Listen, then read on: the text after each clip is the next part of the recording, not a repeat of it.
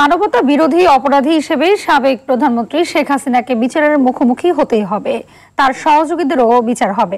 যুক্তরাজ্য ভিত্তিক সংবাদ মাধ্যম স্কাই নিউজকে এই কথা বলেন প্রধান উপদেষ্টা ডক্টর মোহাম্মদ ইউনূস।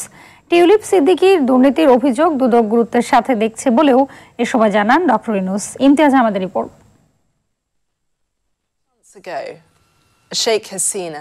শেখ হাসিনাকে বিচারের মুখোমুখি করতে সকল প্রমাণ সরকারের কাছে আছে। বুধবার যুক্তরাজ্য ভিত্তিক সংবাদ মাধ্যম স্কাই নিউজকে দেয়া সাক্ষাৎকারে একথা জানান প্রধান উপদেষ্টা অধ্যাপক মোহাম্মদ ইউনূস।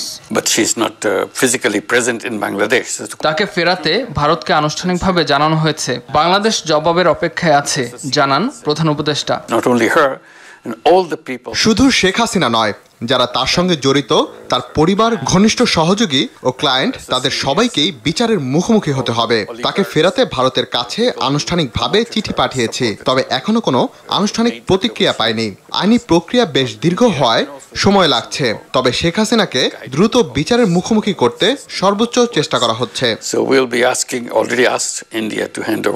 আওয়ামী লীগের 15 বছরের শাসনে বিরোধী মত দমনে বন্দিশালা আয়নাঘরে চলা অমানবিক নির্যাতনের কথা তুলে ধরেন প্রধান উপদেষ্টা।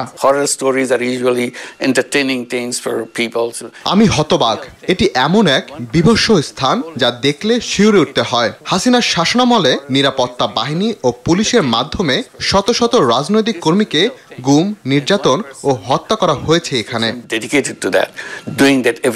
শেখ হাসিনার ভাগ্নি ও যুক্তরাজ্যের সাবেক মন্ত্রী টিউলিপ সিদ্দিকীর বিরুদ্ধে ওঠা দুর্নীতির অভিযোগ গুরুত্ব সহকারে দেখা হচ্ছে বলেও জানান ডক্টর ইউনূস।